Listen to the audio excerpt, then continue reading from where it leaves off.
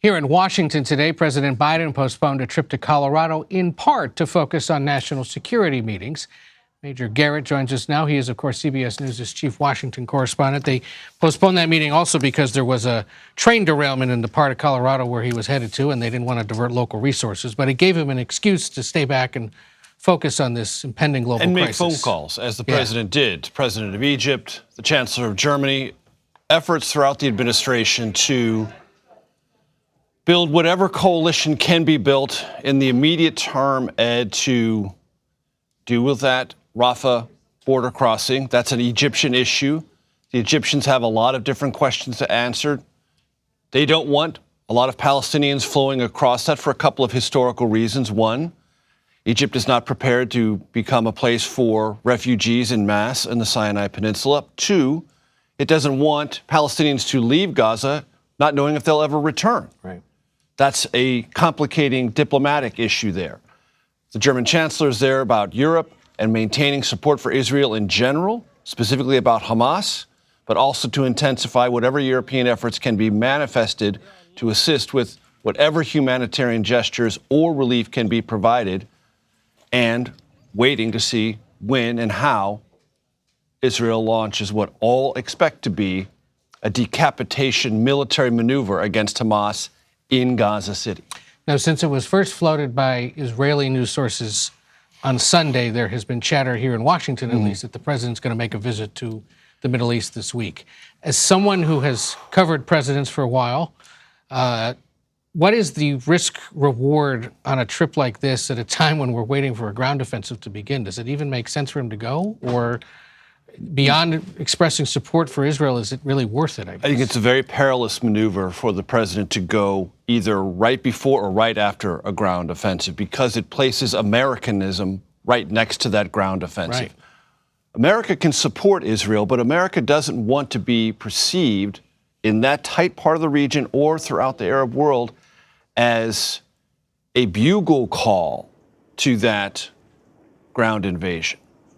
And if the Israelis have signaled to the White House, and I only think that there would be conversations about this if it already had, it may be a while, and there are good reasons for Israel to plan this and plan this well. It can launch it on its terms. It doesn't have to go in right now. And the better it's planned and the better it's executed, the better it would be for the Netanyahu government. So I can't imagine the White House would even contemplate this, Ed, if they thought we were landing the day after it began. Right. Too perilous by far. Or leaving the day before it begins. There has to be some back, and I don't know, it's my sense of it very strongly, there have to be behind the scenes conversations that if you come, there'll be not a buffer zone necessarily, but a zone in which your arrival and exit will not be connected to whatever we do, meaning the Israelis militarily. Especially if he has to make a stop somewhere in the Arab world as well. Which you would have to think would have to happen. Yeah. I want to play you something that transpired Sunday on Face the Nation between Governor Ron DeSantis, who of course is running for president, and Margaret Brennan regarding money for Israel and money, of course, for the Ukrainian conflict. If we can, let's take a look. In the past, you've said you don't want a blank check to Ukraine. Do you want a blank check to Israel? No, I think that there's actually two different things. One, with Israel, we've provided a lot of support since its inception, about $158 billion in the last 75 years. We've done over $120 billion just for Ukraine in 2 years. So it's a different level that we're talking about. Also with Israel, they've never asked us to displace their responsibility. They take their defense very seriously. What we do complements and supplements what they're already doing for themselves. Part of why I wanted to play that is because it reflects a broader view among many conservative Republicans, who, of course, right now are still trying to figure out who's going to run the House of Representatives. Correct. But it gives a sense of where the debate on all this may be headed. As the White House has warned, this week, maybe the week, they start asking for billions upon billions of dollars, not only for Israel, but also for Ukraine. Right. Let's be clear. Under federal law right now, Israel receives $3 billion a year in military and economic assistance. That's guaranteed through 2028. Whatever the administration asks for will be in addition to that and for very specific Israeli needs related to this. Iron Dome and other things that may need to be reinforced. It's not part of the annual process.